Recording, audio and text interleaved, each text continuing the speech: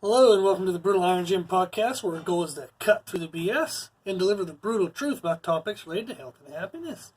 So today's topic was a request by a listener, and it was for information on how to combine strength training, combine sprint training with resistance training. So how can they add kind of like sprint work or athletic style work into their weight training and have it be, not too much, not too little, how to do it just right. So in general, sprints are pretty good to put into training if you have the kind of like the current ability, framework, mindset, all that stuff. So what I mean by this is sprint work is really good for improving like hamstring durability, and it can actually improve hip positioning, health, and strength. So the violence of a sprint, like a full-on real sprint, it really fires through the muscles of the hip structure, and it can make sure that there's not any specific muscle that's overly weak. So it helps to kind of strengthen the weakest ones. And generally, when you sprint correctly with kind of decent mechanics, it's going to leave your hips feeling kind of normalized when you get done. Meaning that they won't feel overly tight in the front, overly tight in the back. You'll just kind of get to recover through a pretty good kind of neutral position. And the reason why I kind of said it has to fit your body type is if you currently don't even jog, sprinting is probably not a great idea. So you gotta crawl before you can walk, as they say. So if you like the idea of sprinting, but you currently don't even do like jogging or even light running, you would definitely want to start with that first.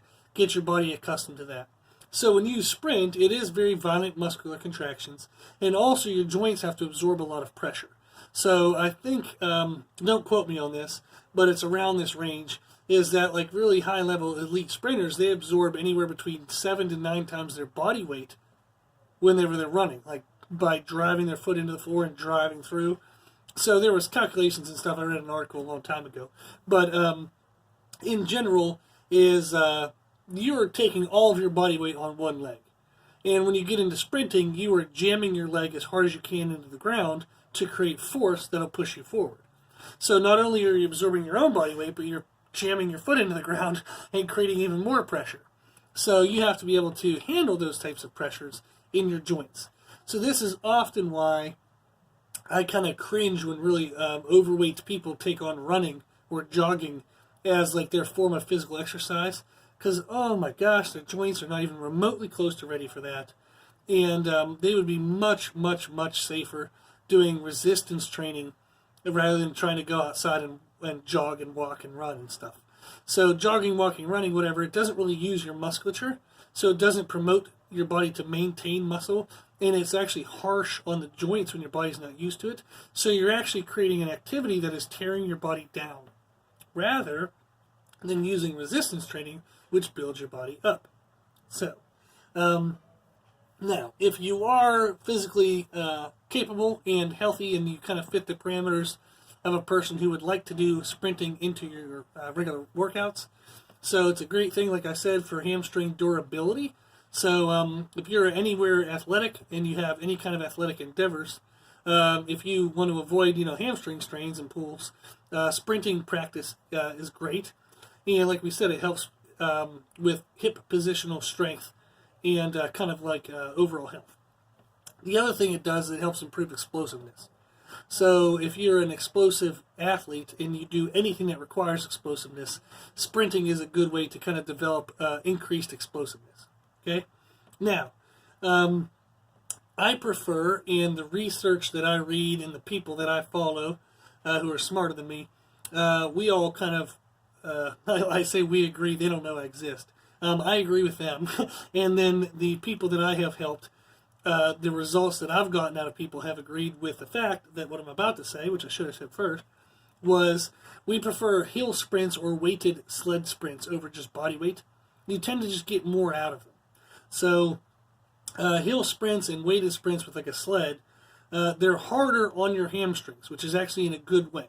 So it adds more resistance force into the hamstrings, which just makes them even stronger over time.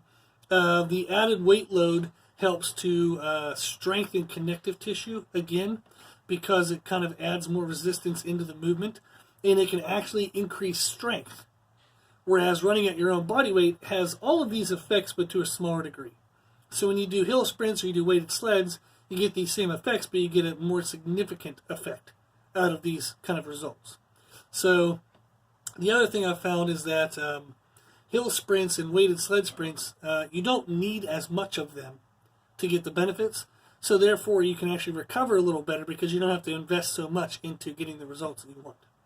So if you have the option for hill sprints, and it can really just be any hill, but just kind of running up a hill, that's essentially what it is.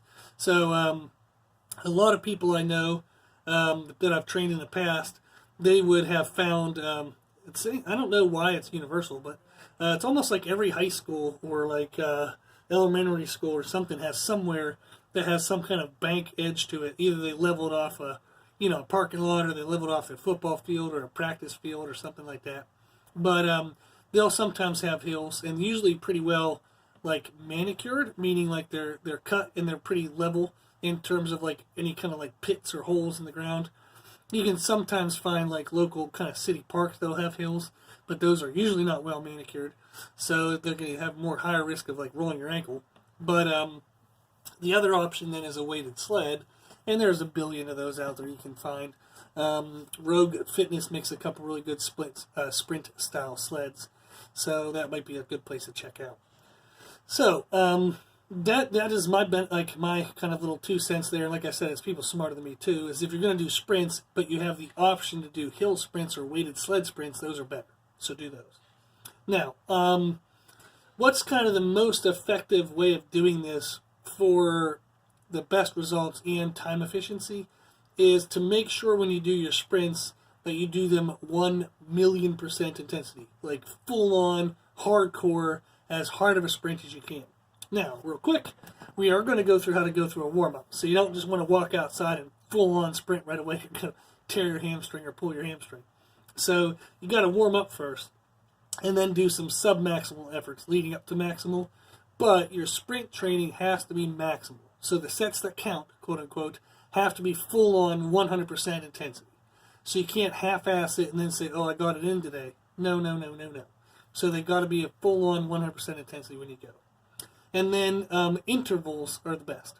So, excuse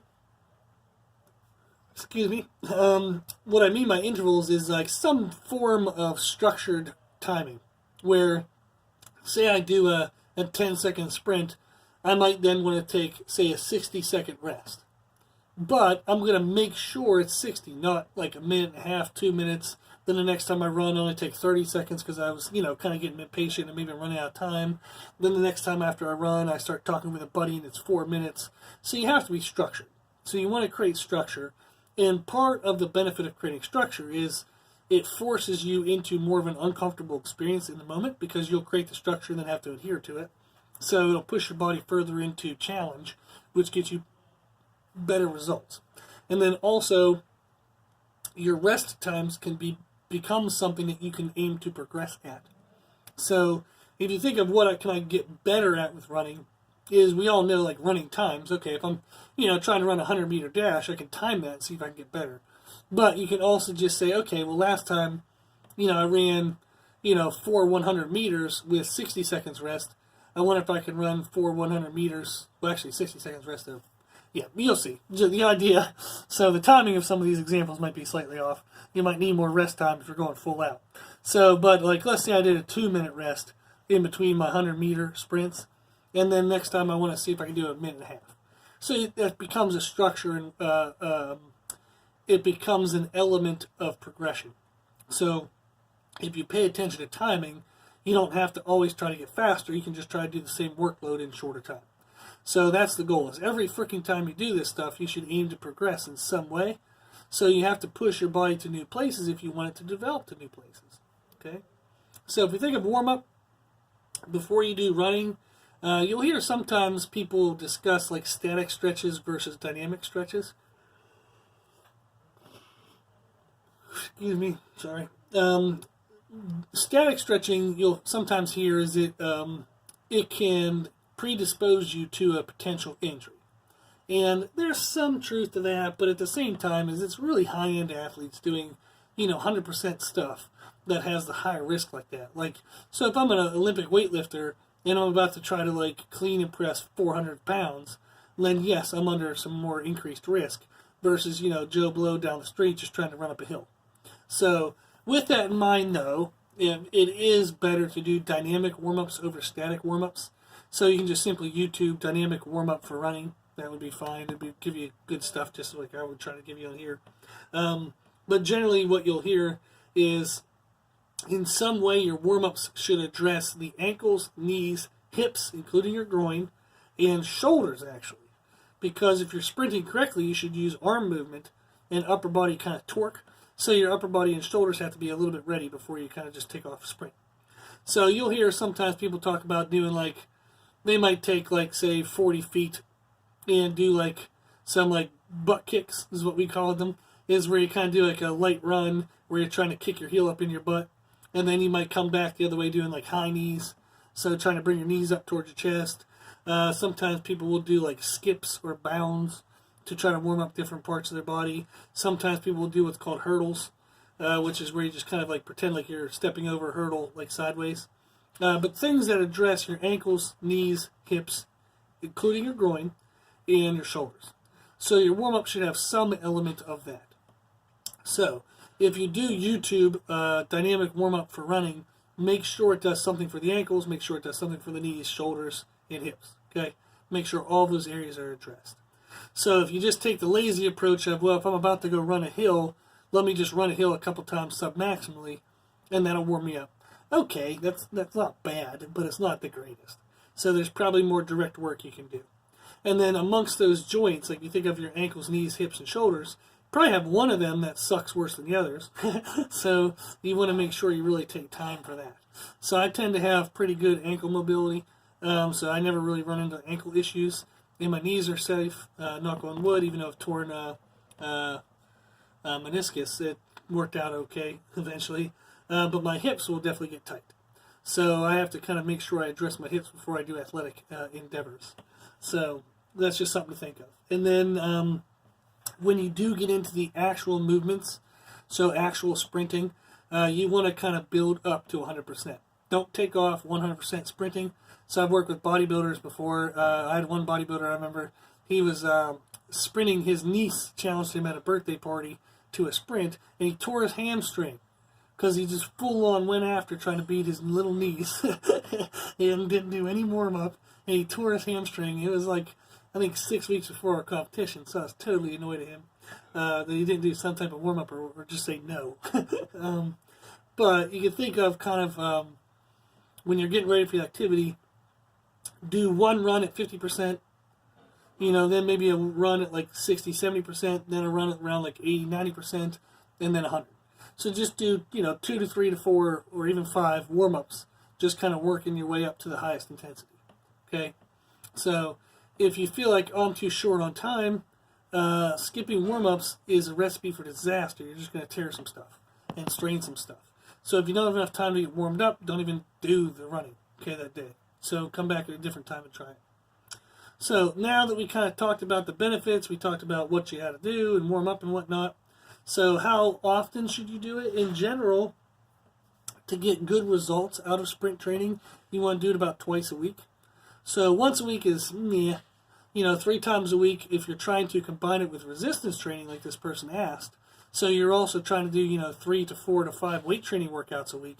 If you try to sprint 3 or more times, you're going to have a hard time recovering from all of that stuff. So I have personally found, and then the people I listen to for advice have personally found that about twice a week seems to be best. Once a week is meh. Twice a week you're going to get pretty good results. So anywhere, so you're doing it twice a week per time you do it.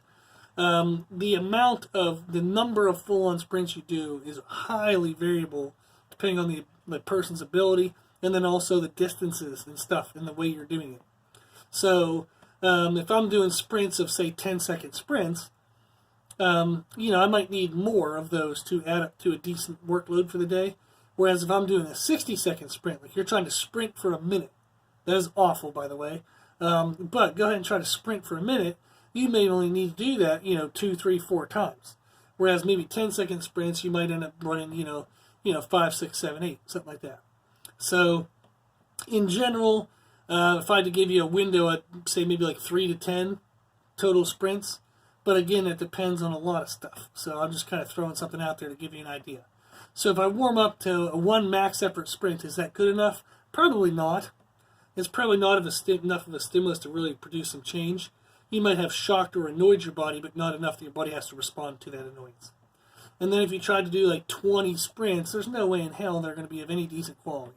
So once you feel like your quality is going down, you want to stop for the day. Okay? So the sprint times that we tend to use is anywhere from 10 to 60 seconds.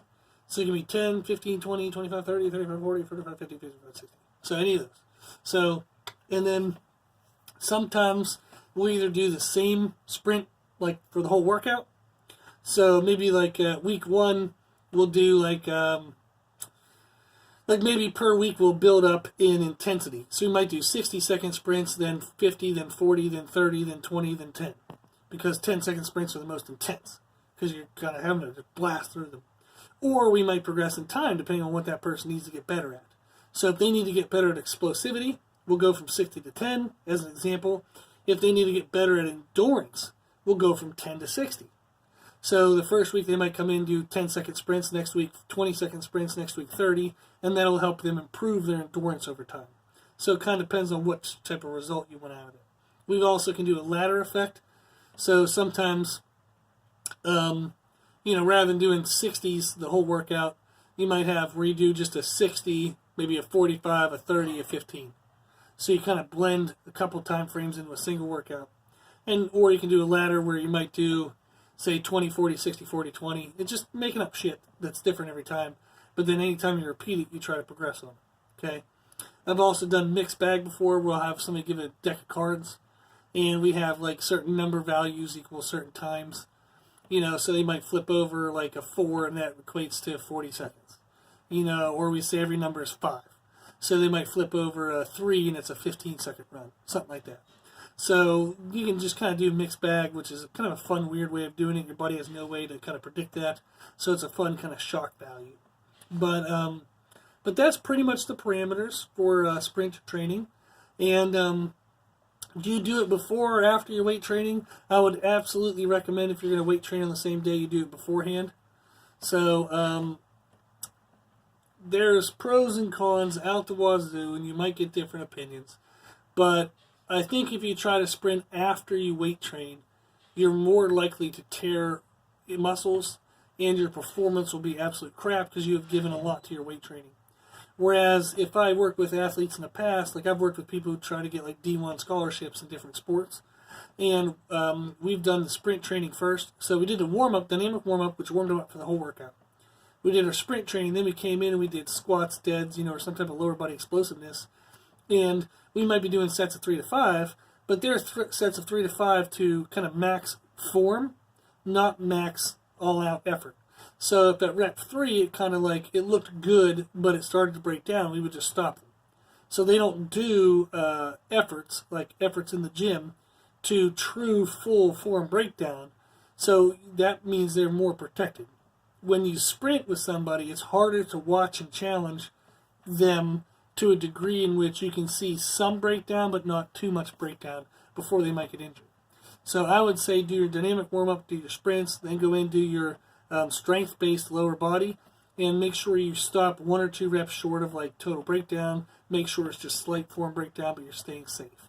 And then you'll do your accessory movements, anything like that. So I find that to be total fun. It's a really awesome way to train, to feel strong, but also be athletic, and also to change your body composition. So by adding sprint training in, it really helps with kind of reducing body fat over time and increasing muscle mass and just feeling tighter, feeling more athletic, feeling more confident with how well you could move your body. So, and then the last little tidbit I want to get is I like mixing in jump variations into our sprints.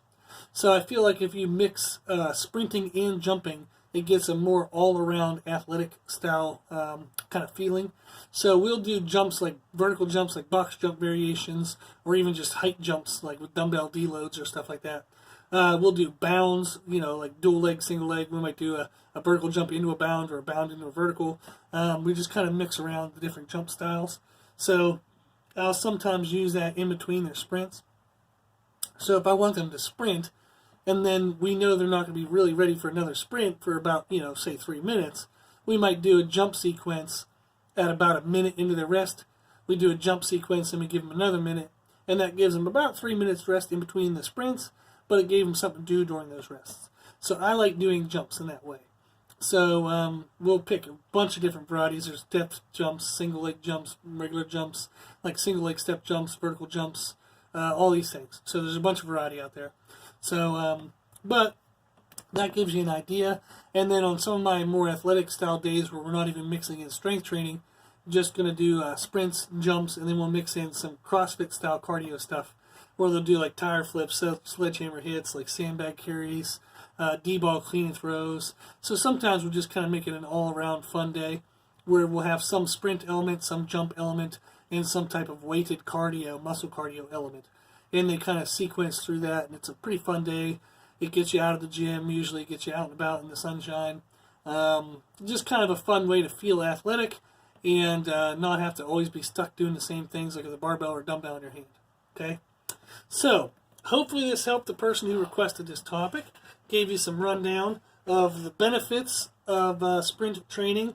And then, like we said, if you can get to hill sprints or weighted sled sprints, that might be a little bit better for you, get you faster results. Make sure you warm up your ankles, knees, hips, shoulders, and make sure you do some sub-maximal efforts before you do your maximal effort. And then, like we said, is twice a week seems to be the best when you're combining it with resistance training. You also want to play with your sprint times, like short times, long times. You can do ladders. You can kind of build up intensities over a week or build up time over weeks. Just kind of do it as you feel. So if you've listened to this and you would like any kind of like programming based around this, feel free to reach out. So if you want some general stuff, we'll send you general stuff. If you want a specific program, we do charge a little bit for that, just for the time investment.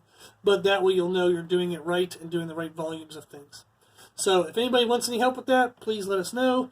But hopefully you guys get enough out of these podcasts that you don't always have to be paying for things. I want you guys getting free stuff that helps you live healthier and happier lives. Okay? So, cool. If you have any extra questions, shoot us an email, brutalirongym@gmail.com. So, if you like this information, you can find more from us on Instagram, Facebook, and Twitter, Brutal Iron Gym. Also, if you like the podcast, please share it with family and friends. So the more people we help, the happier the world will be. And if you have any questions, feedback, or suggestions, we'd love to hear from you guys, like we did from this person. This podcast really is intended to be just whatever you guys want to know. So anything that's holding you back from living a healthier and happier life, we want to be able to help with, okay? So whatever it is, no matter how big, no matter how small, let us know. Our email is brutalirongym@gmail.com. As always, I hope this was helpful, and thank you for listening.